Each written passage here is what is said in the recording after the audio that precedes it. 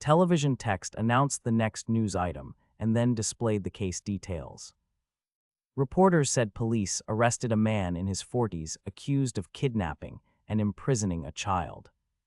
They reported the boy had been held captive in a dilapidated warehouse for approximately 12 years. Authorities named Mr. P and said he faced kidnapping, imprisonment, and labor law charges. Crowds and press gathered as officers escorted the suspect, and onlookers shouted demands for justice.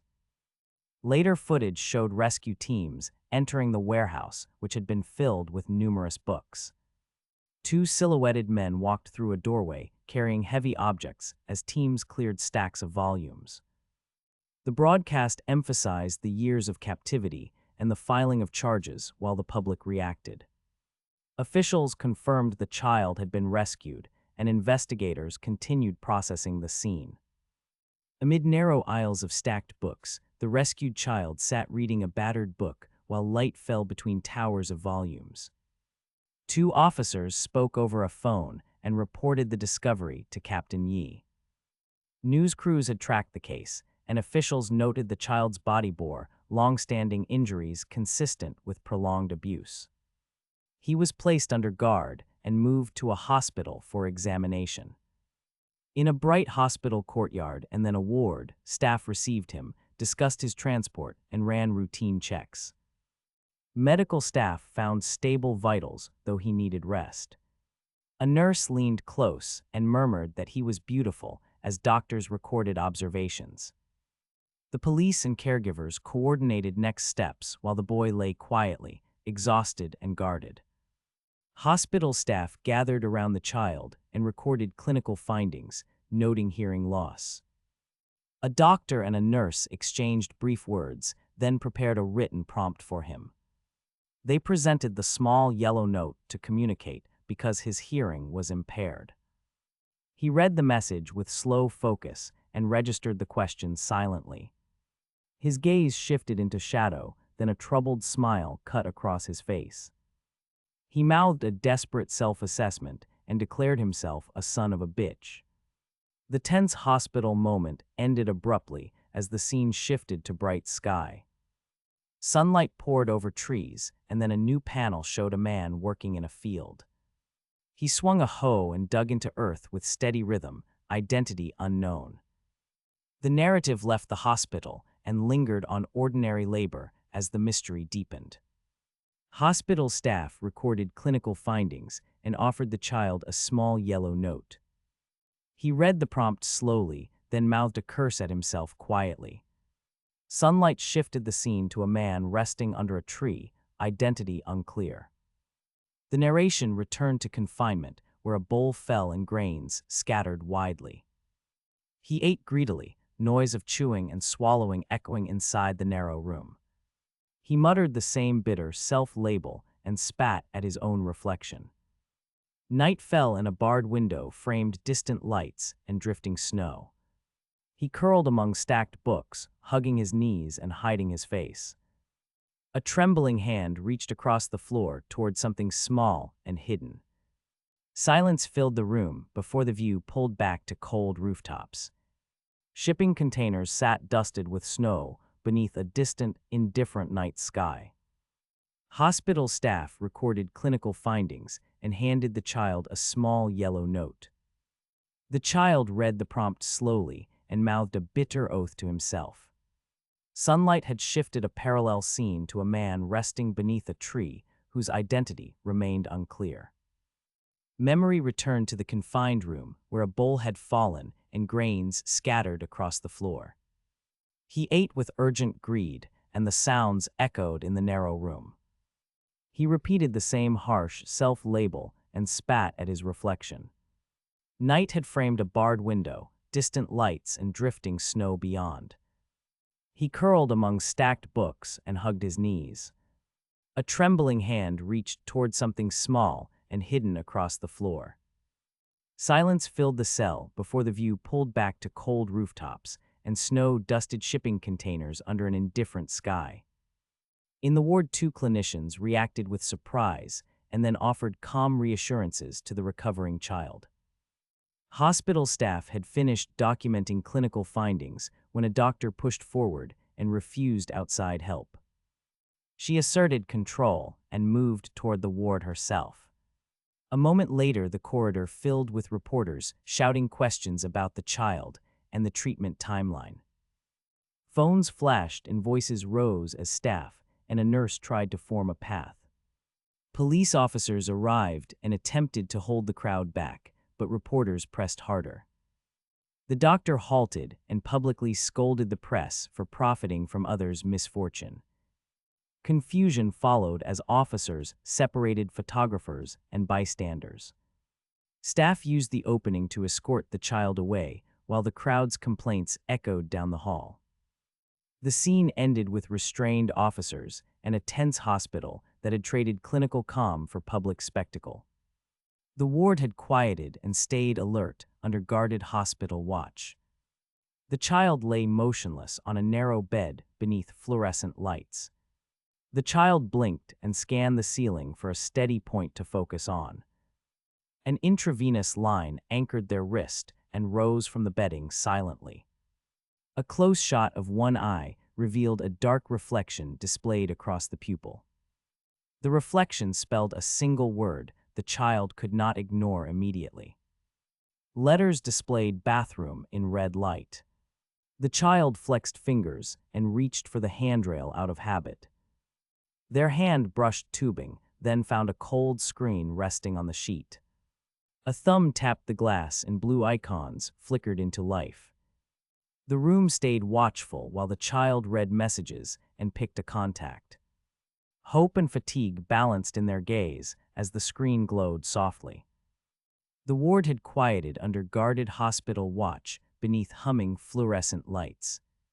The child lay motionless on a narrow bed and searched the ceiling for focus. An intravenous line anchored their wrist while a dark reflection played across an eye. A phone rested on the sheet. A nearby male patient looked up and registered it. He asked about kidnapping, then began to read the child's medical details aloud. He noted a scabbed lip and an open fracture on the finger. He also recorded approximate height and weight and small signs of dehydration. He checked the wrist for marks and found no watch lines or wedding rings. From those absences, he inferred a life of physical labor and no spouse. The child listened silently, thumb hovering over the screen, hope balanced with fatigue. Hospital staff remained dutiful and watchful at a distance while the patient rattled observations. The bedmate cataloged the child's wounds aloud while the child stared at the ceiling. He noted a scabbed lip, an open finger fracture, and signs of dehydration. He checked the wrist for marks and inferred a life of physical labor. Elsewhere, a construction worker climbed onto a low rooftop to inspect equipment. He paused reading a sheet, then flinched as something struck his left hand. A white streak of light ran along his forearm and into his shoulder. Muscle contractions seized his arm, and he lurched backward from the ledge. He hit metal and rebar, then dropped and tumbled down the structure. By the time he struck the ground, he was screaming and bleeding profusely. Hospital monitors and the bedmate's calm observations remained separated by distance and watch. The bedmate had already cataloged wounds and distant chaos before the morning shift arrived. He sat up as two staff entered and crossed the bright corridor. A doctor carried a tray and asked if he had slept well. A nurse placed food and urged him to eat. He accepted the meal and tested the utensils. Their routine motions contrasted with his careful scrutiny. He watched his face in the light and noticed the eyes widen and the lips shift. He traced the mechanics of a smile. The corners drooped into a crooked shape as cheek muscles tightened and lifted. Both mouth corners then rose in a practiced arc.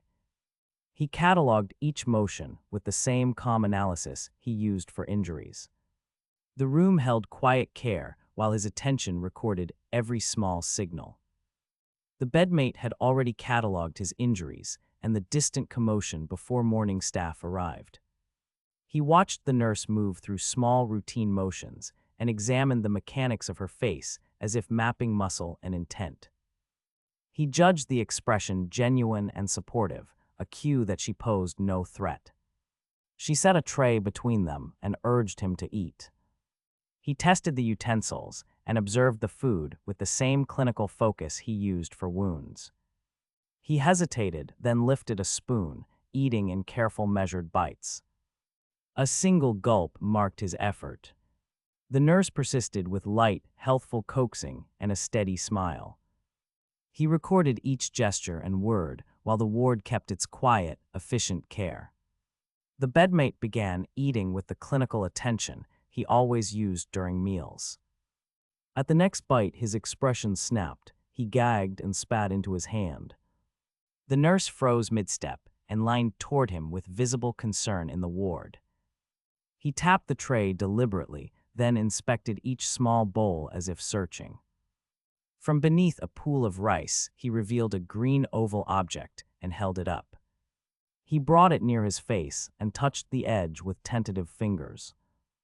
A small tremor passed across his cheek, and he blinked at the strange texture. The nurse stepped back and covered her mouth, whispering a single stunned question. Other staff gathered, then watched, while he kept the object near his temple. Silence held the ward as each person processed the sudden detail. The bedmate ate with clinical focus and suddenly gagged, then spat into his hand. Nurses froze and leaned toward him with visible concern in the ward. He tapped the tray, then revealed a small green oval beneath rice. Staff gathered silently as he touched the strange object to his temple. A nurse stepped away and answered her phone with a single quiet hello. She told the doctor Shin Woojin's family had arrived and waited for instructions. In the bed, Shin Woojin's eyes fluttered and his lips formed a small sound. He murmured names aloud that suggested recognition of mom, dad, and family. The doctor smiled and confirmed she would bring the family into the room soon. Silence held the ward while staff processed the sudden development and watched quietly. The ward stayed quiet after staff processed the earlier disturbance. Shin Woojin sat up in bed and fixed his gaze on the wall clock. He tracked each tick as if waiting for a cue to begin. The passage of time entered his mind in numbered beats as he counted 1 second, then 2, then 3. He advanced the count steadily and watched the clock hand inch forward with careful attention. A close view showed his eye and the red reflection marking 1 minute 20 seconds. Light flecked the panel and then his expression grew resolute. Everything else fell away as he prepared to act. Then the word now registered in his mind and the panel cut to the present second. The ward remained still after staff processed the earlier disturbance and quiet returned. Shin Woojin had fixed his gaze on the wall clock and counted seconds. A jagged flash tore through the panel and the phrase "I'll let you hear" appeared. His face inverted into stark contrast, then his eyes showed sudden red pupils. An oversized question mark punctuated his shock and the scene cut to him. The clock filled the frame and its second hand marked the present beat. He rose from bed and moved quietly through the empty hospital corridor. Shadows of staff crossed beyond a glass door and stood in silhouette. He halted by the doorway and held his breath while watching them. He opened his mouth, but no sound came as the panel ended. Silhouettes moved past the glass door while the ward stayed hushed. A heavy shoe struck the corridor floor and a stark black line cut into the panels. The fissure bisected images of the empty corridor, the patient bays, and the hospital room.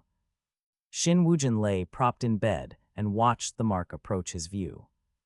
He pushed himself upright and fixed his gaze on the ceiling where repeating sound balloons and box text clustered above him. He scanned the room and found no staff near his bedside.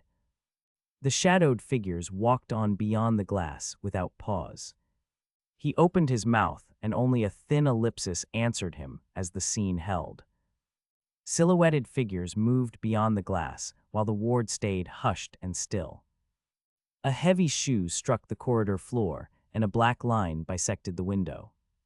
Shin Woojin lay propped in bed and watched that mark crawl toward his sightline. His eye widened, and the pupil captured the silhouettes beyond the glass. Mother, father, and doctor appeared in the doorway and called his name aloud. He tried to answer but produced only a weak, breathless little sound. They hurried into the room and moved straight to his bedside without hesitation. Mother fell onto the bed and clung to him as tears leaked free. Father steadied her and gripped Shin Woojin's shoulder with a trembling hand. Doctor stepped back and watched, giving the family space for their reunion. The family gathered around the bedside and pressed close to Shin Woojin. Mother collapsed onto the mattress and clung to him with shaking arms. Father steadied her and gripped Shin Woojin's shoulder with a trembling hand. He tried to speak, but could only make a weak, breathless sound. A dark line moved across the window and fully fixed his attention. Images and fragmented words crowded his mind and had no clear meaning. He mouthed broken syllables and then let out a sharp, raw cry. His body jerked and his voice tore into a sudden, agonized scream. Mother and father scrambled onto the bed to reach him and hold him. Nurses rushed in while the doctor called for immediate assistance and checks. He writhed and gasped as the room filled with urgent voices and motions. The family pressed to the bedside as Shin Woojin's pain sharpened into sudden paroxysms. Mother collapsed and clung to him while sobs tore from her chest. Father leaned over and gripped his shoulder to anchor them both. Widened eyes fixed on nothing then, he emitted a raw scream. Parents scrambled onto the mattress to steady his thrashing body. Urgent footsteps and hurried voices poured in from the doorway. Someone called his name and asked if he was okay between gasps. Images and fragmented words still crowded his mind as he mouthed broken syllables. He writhed and gasped while tears tracked down his cheeks. The outcry bent toward a drawn wail before it thinned. Silence settled briefly as breath slowed and hands unclenched. After a tense pause, the upward shot revealed a pale, patient sky. After the hospital outcry she left behind, the scene shifted to sunlit rooftops and narrow streets. A young woman sat alone in a tidy living room and scrolled a news post about the rescue. She read the article and murmured uncertain responses to herself. The post showed the apartment where the rescue occurred and user comments praising the outcome. Memory fragments returned as she pictured Shin Woojin on a hospital bed. A brief hospital image replayed, nurses hovered, and a doctor discussed a possible misdiagnosis and prolonged immobility. Those words unsettled her and seeded doubt about the official story. She inspected the article for details and reread a caption about where they were found. Doubt tightened her chest and she tapped the screen. A faint sound from the hallway made her start and stare toward the doorway. She had paused over the article when footsteps and a bright voice announced that they had brought brother home. Mother opened the door and offered a cautious welcome while two men followed inside. One man urged Shin Woojin to come in and the other hung back. Shin Woojin moved slowly and answered only with a soft, "Okay," before stepping into the living room. He stood and scanned the room, then fixed his gaze on framed family photos on a shelf. Close shots showed his glassy, uncertain eyes. An older man rested a hand on Shin Woojin's shoulder and noted that coming home might feel awkward after so long. She watched from the doorway as quiet tension settled over the room. She had been reading when footsteps and a bright voice announced that they had brought brother home. Mother opened the door and offered a cautious welcome while two men followed inside. One man urged Shin Woojin to enter while the other lingered near the doorway. Shin Woojin answered only with a soft, "Okay," then stepped into the living room. He scanned the room, then fixed his gaze on framed family photos on a shelf. An older man rested a hand on his shoulder and warned coming home might feel awkward. The household tried to normalize the evening, and several family members moved to the kitchen. They chopped vegetables and set a pot on the stove as rice began to steam. Later, they guided Shin Woojin down a hall toward a small bedroom at the apartment's rear. He stood before the bed with glassy, uncertain eyes and held his face still. Close shots showed his pupils sharpening with red rims, and he quietly spoke a single word. He then said the single word bed as the room fell into a hard quiet. After the family led him inside, Shin Woojin moved through the small apartment and paused. He examined a window, a desk with a PC, and a spare chair near the wall. A young woman guided him into the corner and said this was his room as she explained the layout. She called him brother and offered a small nervous smile. Shin Woojin scanned the room with glassy eyes and pupils rimmed red. He said little but complied when she pointed to the desk and bed. She placed a phone on the desk and explained its basic functions aloud. She tapped the screen and said this was the off state before powering it on. The screen brightened and Shin Woojin watched as if anchoring to the light. They sat side by side on the bed while she steadied his hands. A muffled kitchen rhythm continued beyond the doorway as the small lesson unfolded. Shin Woojin entered the small room and paused by the window and desk. He looked at a monitor, keyboard, and a spare chair along the wall. A young woman led him into the corner and told him this was his room. She called him brother and offered a nervous smile. He scanned the space with glassy eyes and pupils rimmed red. He said little and followed her gestures to the desk and bed. She placed a smartphone on the desk and spoke aloud as she tapped the screen. She explained the off state and then powered the device on. The display brightened and Shin Woojin watched the light with steady attention. They sat on the bed side by side while she steadied his hands. Cooking sounds came from the kitchen beyond the doorway as the lesson continued. Shin Woojin sat on the bed while the young woman guided him through the phone. She read her number aloud and handed the device to him for saving. He watched and repeated her steps, then said quietly that he had it. She explained how to turn the power on and tapped the screen to demonstrate. The display brightened and a contact entry appeared for him to confirm. He hesitated, then accepted the entry and looked up with a small, relieved expression. They tested the contact, and she promised to call later to confirm. A brief illustrated pause marked the quiet between them. The lesson ended with both saying okay and the phone resting between them as cooking sounds continued beyond the doorway. Shin Woojin sat on the bed while the young woman listed contact numbers and handed him the phone. She read out family numbers, then offered her own for him to save. He watched, repeated her steps, and said he understood. She demonstrated saving the contact and how to power the device.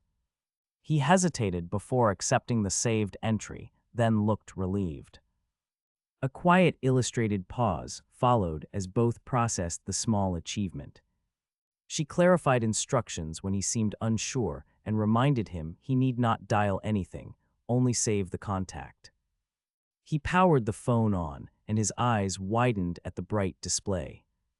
She confirmed the new contact and promised to call later. They agreed with simple okays and let the phone rest between them. Shin Woojin sat on the bed while the young woman held the phone and spoke. She read family numbers aloud, then offered her own for him to save. He watched carefully, repeated her steps, and tried to follow the instructions. She demonstrated how to save a contact and how to power the device. He hesitated before confirming the new entry, then showed obvious relief with a small smile. A brief quiet followed as they both processed the small achievement together. She reassured him he need only save the contact, not call anyone. Next, she taught him how to search the internet, showing the app and steps. He absorbed the instructions and nodded, then looked surprised at the bright screen. She promised to call later, and they agreed with simple okays before resting the phone. In the final close-up, his eye caught the reflection of the interface. After she taught him the phone, he turned the screen to a dictionary entry titled Family and stared. He scanned its photos and small captions. The page showed staged family scenes and labeled portraits with the words Mom and Dad. The young woman read the labels aloud and pointed to each photo. She then named a smiling girl as Bomi, his sister. His pupils tightened at the spoken name. She repeated the single-word family with clear warmth and a soft laugh. He mouthed the syllable and let its meaning gather around the images. The room held a short quiet while he studied the reflection of the screen in his eye and the photographs beside it. He had learned family labels and then held the phone a moment longer. She watched him read another entry, and he lingered on a new word. The page described scented offerings and incense used long ago. Illustrated scenes of people burning fragrant branches filled the screen. He stared until the pictures gathered meaning and his expression sharpened. He mouthed a short phrase aloud, and the voice broke the quiet. The young woman asked him to repeat what he said. He only said the word perfume and then fell silent. He rose and moved toward the door without explanation. She called after him, saying brother, but he did not answer. The room stayed still as he left. He left the small room and walked toward the kitchen. A warm, savory scent met him and stopped him in the doorway. He realized the smell was food, not perfume, and followed it to the table. Bowls and plates were set across the surface, kimchi stew among them. He read the spread with a quiet look and mouthed how amazing the smell was. He asked if all of it was food. Voices answered from behind the table, and someone mentioned his father had made the stew. They urged him to sit and eat since he looked hungry. He paused, then nodded and let them guide him to a chair. The family gathered around and motioned for him to join. He took a small portion and ate while others spoke. The ordinary rhythm of the meal settled the room. He left the small room and walked toward the kitchen where a warm scent stopped him. He realized the smell came from food and followed it to the table. Bowls and plates covered the table and kimchi stew sat among them. He mouthed how amazing it smelled and asked if all of it was food. Voices answered that his father had made the stew and urged him to sit. He paused, then nodded and let them guide him to a chair. The family gathered around and he took a small portion and ate. The ordinary rhythm of the meal settled the room. The scene cut to black and a cold voice began to speak. The speaker claimed his family had died 5 years ago, one person each year. The voice demanded a response and showed photographs of bodies on floors. Captions named the victims. The first was his wife, the second his mother. After the photographs and accusations, the scene moved to a stark interrogation room. The detective confronted the seated man with the deaths shown earlier and demanded answers. The man insisted he had not done it and tried to stay composed.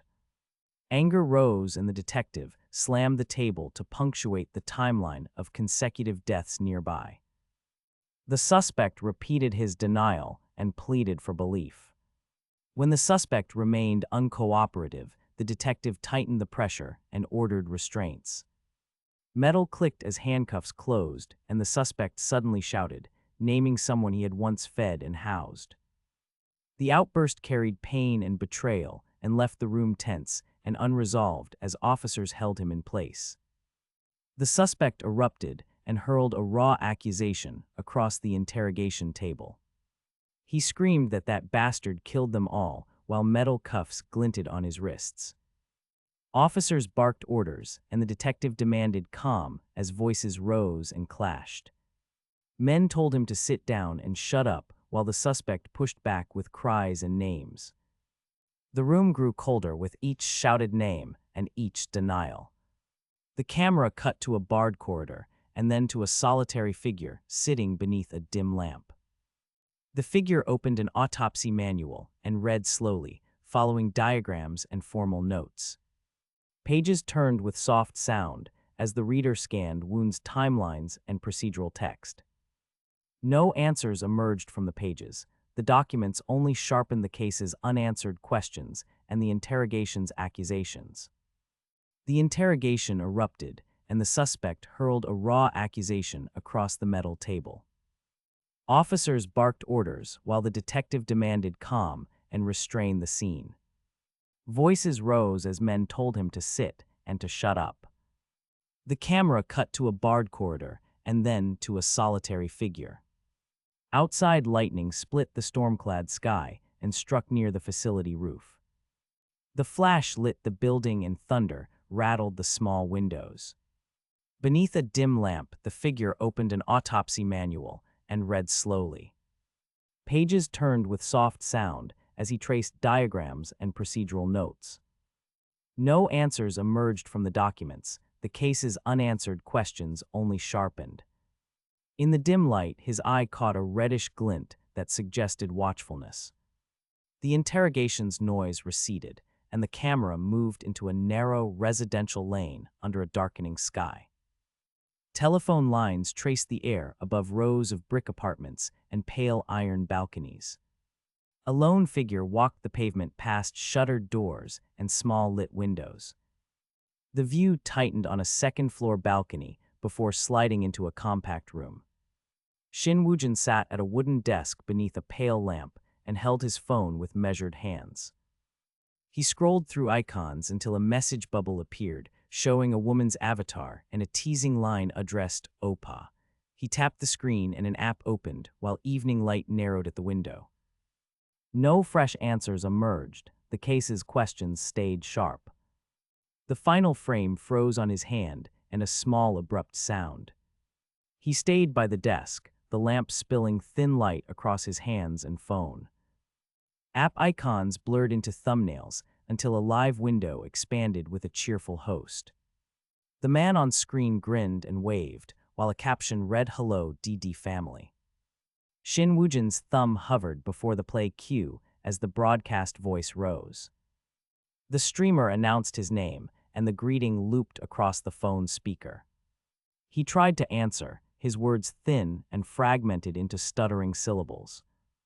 The camera cut to a close face, and his lips formed a soft "Hello, everyone." The image held there, questions unresolved, the case's cold edges glinting in the light. The broadcast's familiar cadence unsettled him and drew up a hollow response. Shin Woo-jin held the phone at chest height and watched the smiling family image fill the screen. He attempted a halting greeting while the streamer's voice looped a warm welcome. The thumbnail blurred into a full video, then slid to a new shot of steaming tteokbokki and two hosts. He blinked and his focus tightened on the bright food close-ups and lively commentary. Captions praised the dish's texture and melted cheese while the hosts chewed and laughed on screen. He stayed silent, lips parted, and let the clip play over and over. The stream's casual cheer contrasted with the hush in the room. The video gripped his attention and left questions suspended at the edge of his thoughts. Shin Woo-jin had sat with the stream playing on his phone at chest height. He watched the hosts chew and laugh while captions praised the food's texture. A light knock sounded at the door and drew his attention away. A familiar voice asked to come in, and the door eased open. A young woman stood smiling in the threshold with her head tilted.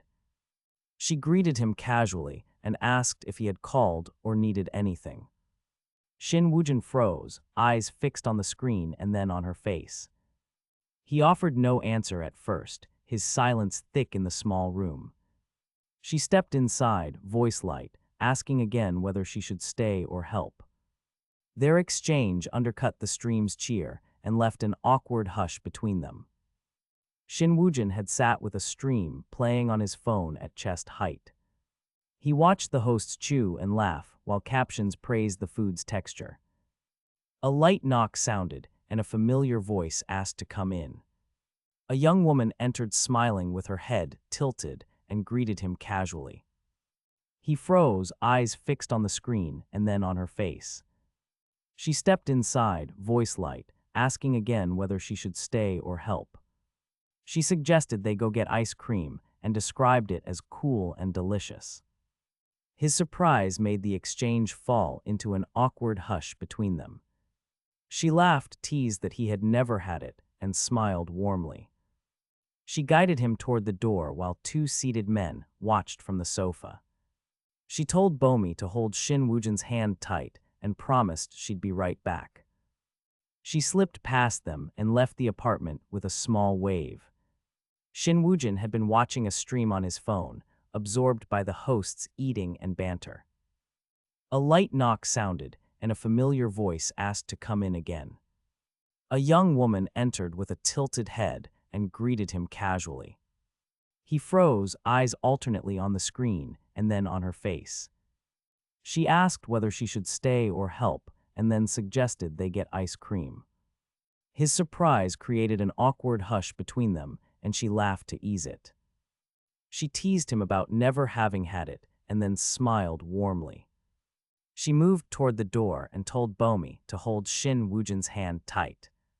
She slipped past the two men on the sofa and left the apartment with a small wave. Outside, the street lay quiet under evening lights and cars moved slowly. He stared at the illuminated convenience store sign, his eyes wide and unblinking. She guided him toward the shop, and he followed with uncertain steps. A clerk inside offered a plain welcome, and he managed a stammered reply. The moment left him breathless, and the young woman kept smiling at his side.